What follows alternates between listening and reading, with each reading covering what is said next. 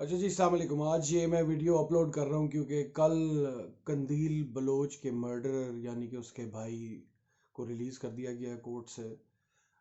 Court کی position understand کرنے کے لیے آپ کو ججمنٹ پڑھنی پڑتی ہے، اس کی ریزننگ پڑھنی پڑتی ہے، اس کی پوری کنکلوژن کا جو جسٹیفیکیشن ہے وہ پڑھنی پڑتی ہے.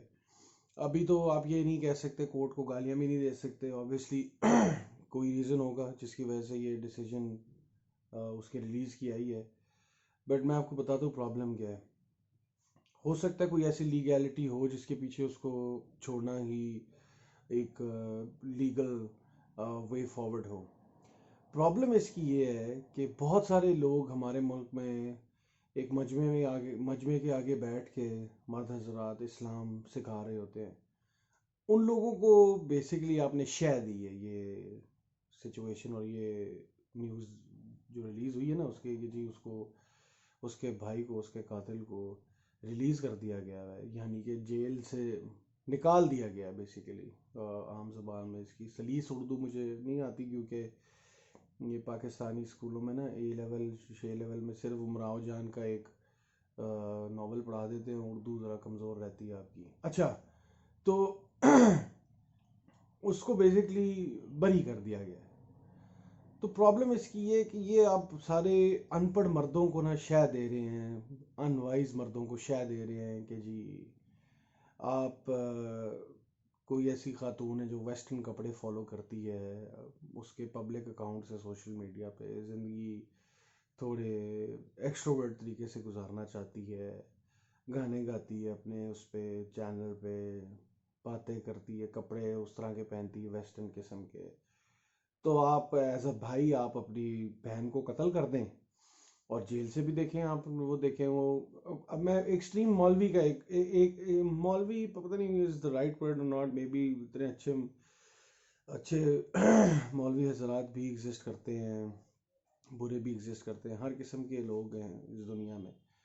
بٹ ایک ایکسٹریم تھاٹ پروسیس والے انسان نے اس کو اس طرح پٹ کرنا ہے کہ جی دیکھیں قندیل بلوچ دے بھی بھرا دی جڑی ہے بری ہو گئی ہے، انہوں بھی سزا ہوئی نہیں ہے.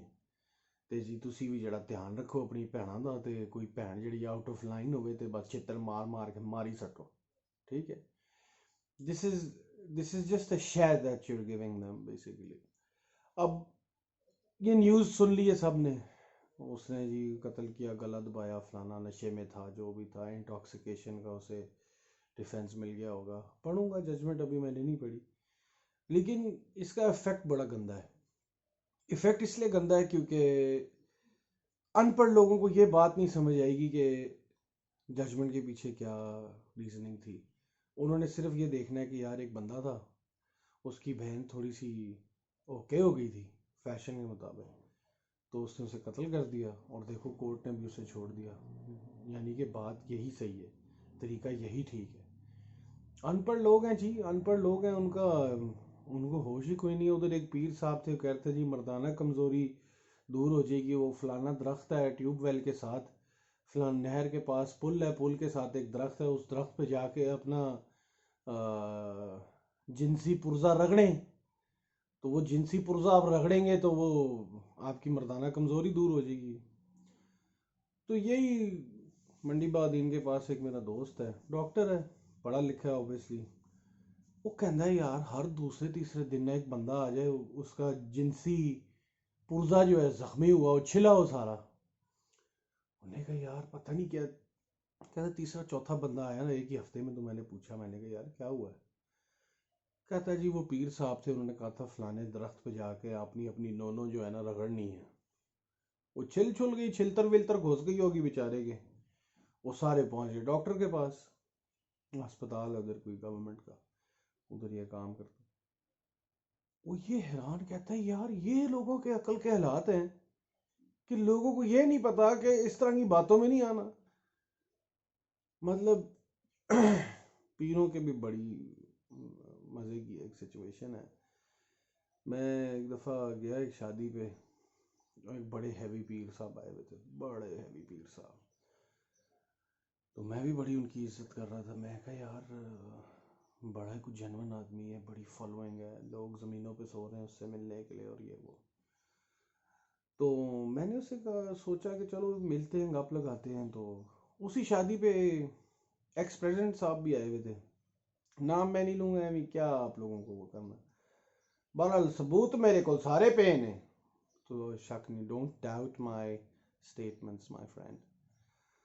تو مجھے تھوڑی دیر بعد نا پیر صاحب کہتے ہیں کہ یار اچھا پاکستانی دیکھتے ہیں نا لمبے بال ہیں بندے کے تو بڑا ہی جٹ آدمی، بڑا ہی زبردست، بڑا ہی ہیرو ہے. میں نے بھی پھر اسی لیے لگے ہیں لمبے بال، میں بھی ذرا ہیرو لگوں. سمجھا بھائی، سمجھا بھائی کا. تو پیر صاحب مجھے کہتے ہیں جی آپ کی بڑی پرسنالٹی ہے، آپ ذرا جا کے نا پریزیڈنٹ صاحب کو کہیں نا ذرا ہمارے ساتھ تصویر تو کھنچوائیں. نہیں نہیں ہمارے ساتھ نہیں، سوری غلط ہو گیا. انہوں نے کہا جی آپ دلہا کے ساتھ تصویر کھنچوائیں. میں کہا جی ٹھیک ہے، میں پریزیڈنٹ صاحب کو کہہ دیتا ہوں. میں ایکس پریزیڈنٹ صاحب کے پاس گیا، میں کہا السلام علیکم، دلہا نے جی تصویر کھنچوانی ہے. اس نے کہا جی لے آئیں آپ دلہا کو. میں کہا نہیں سر لے نہیں آئے، وہ ذرا آپ کو بلا رہے ہیں، آپ ذرا اسٹیج پہ آ کے کھنچوائیں، ذرا ششکا ہوتا ہے. تو یہ سب تو ٹھیک ہے. he took it in a very positive way. the ex president he got up, he's an old guy, he got up, he's like چلو یار میں چلتا ہوں اسٹیج پہ تصویر. before he could reach the stage میں دیکھا پیر صاحب نے ماری اسپرنٹ. بوڑھے آدمی ہیں، ویسے چل نہیں سکتے، ان کو ویسے بھی لوگ گود میں اٹھا کے لے کے جاتے ہیں. انہوں نے ماری اسپرنٹ بھائی جان، ایسی اسپرنٹ ماری کہ مزہ آ گیا. اسپرنٹ ماری اور سیدھا جا کے پریزیڈنٹ کے ساتھ بیٹھ گیا. میری پکچر میری پکچر میری پکچر.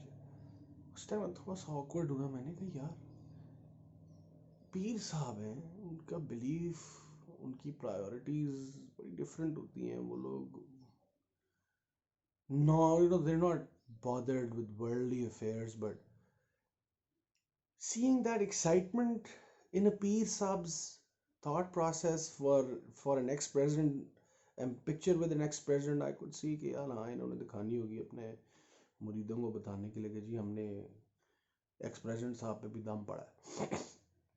اچھا میں نے کہا چلو ٹھیک ہے کچھ بات، لیکن تھوڑا سا مجھے آف پتہ ہے کیوں لگا، میں بتاتا ہوں. مجھے آف اس لیے لگا کہ یار ایک بندہ پیر ہے. so many people who are uneducated, they're looking up to you, and آپ کی پرائیورٹیز ایک ایکس پریزیڈنٹ کے ساتھ تصویر کھینچنا. یہ تو 16 سال کی لڑکی کی سنیپ چیٹ والی گیم ہوگی نا. اس 17-18 سال دی کڑی جڑی سنیپ چیٹ بناندی کہندی عاطف اسلم کھلوتا ہے، او مائی گاڈ میں تصویر کھنچوانی. جا بی بی تو کھنچوا، you a fan, that's okay. But ex president کے ساتھ بھاگ کے پیر صاحب کی ایکسائٹمنٹ ساری جو ہے نا دیکھ کے مجھے بڑا موڈ آف ہوا. میں نے ان کے مریدوں کو بھی، ایک دو مرید جو میرے قریبی تھے ان کو میں نے کہا یار رانگ نمبرز کا دھیان رکھا کرو تھوڑا سا. بہرحال پیر تو اذان شروع ہو گئی ہے. اذان کے ٹائم پہ تلاوت بھی منع ہے، لہٰذا یہ ویڈیو میں پاز کر رہا ہوں اس time. Thank you, just a second, I will be back. اچھا چھوٹی سی بریک لیا تو کچھ چیزیں میرے ذہن سے نکل گئی ہیں، لیکن کنکلوژن یہی تھی کہ اس ڈیسیجن سے بہت سارے ایفیکٹس ایسے پیدا ہو سکتے ہیں جس سے لوگ اس کو غلط انٹرپریٹ کریں. اور جس طرح میں نے آپ کو اسٹوری سنائی، ان کے اس طرح کے پیروں کے نا مرید بڑے they're not wise enough to understand کہ the truth can be something else. پیروں کو بیویاں دے آتے ہیں. پشاور میں پیر صاحب نے کیل ٹھوک دیا سر میں، تو شوہر نے کہا جی میری بیوی پاگل ہے، پیر کو کچھ نہ کہیں، پیر کو کچھ نہ کہیں، میری بیوی پاگل ہے. اس نے وہ کہیں کیل نظر آیا دیوار میں تو سر میں گھسا لیا. اس کو بہانہ کر کے اس نے اپنے پیر کی عزت بچانے کی پوری کوشش کی. تو یہ ایسی ایک سچویشن ہے جس پہ اگر آپ کسی گاؤں میں رہتے ہیں اور آپ کو تھوڑی انڈرسٹینڈنگ ہے، آپ کو اپنے محلے میں بات کر دینی چاہیے، آپ کو اپنے شہر میں بات کر دینی چاہیے. آپ کو لوگوں کو اویئر کرنا پڑے گا کہ taking law into our own hands is not the best option. باقی تھوڑا سا سیڈ اس لیے کہ کرائم تھا، کمٹ ہوا ہے اور ایک بندہ بالکل آزاد ہو گیا جس نے اپنی بہن کو مارا ہے. ٹھیک ہے، وہ جو بھی کرتی تھی، جو بھی اپنے کپڑے پہنتی تھی، جو بھی کیا جیسے مرضی کرتی تھی، وہ اس کا اپنا تھا. وہ تو اللہ تعالیٰ کا وعدہ ہے کہ an atom's weight of good and bad will be measured، تاکہ ہمارا فیصلہ ہو سکے. ہمارے گناہوں کو اللہ دیکھ رہا ہے. ہماری ہر ایک جسچر کو، ہر ایک حرکت کو، ہر ایک سوچ کو، نیت کو اللہ تعالیٰ دیکھ رہا ہے، اور اللہ تعالیٰ ہمیں سزا دے گا، جزا دے گا، ثواب دے گا. یہ اللہ کے کاموں میں ہم خود نہیں فیصلہ کر سکتے. ایک چیز میں آپ کو گارنٹی کے ساتھ دے دوں کہ اس کو جو سزا دی نا قندیل بلوچ کو کہ مار دیا، اس کی یہ سزا نہیں بنتی تھی. بہت سارے ایسے لوگوں کی یہ سزا بنتی ہے اس دنیا میں اس ٹائم، اور وہ ابھی بھی زندہ ہے.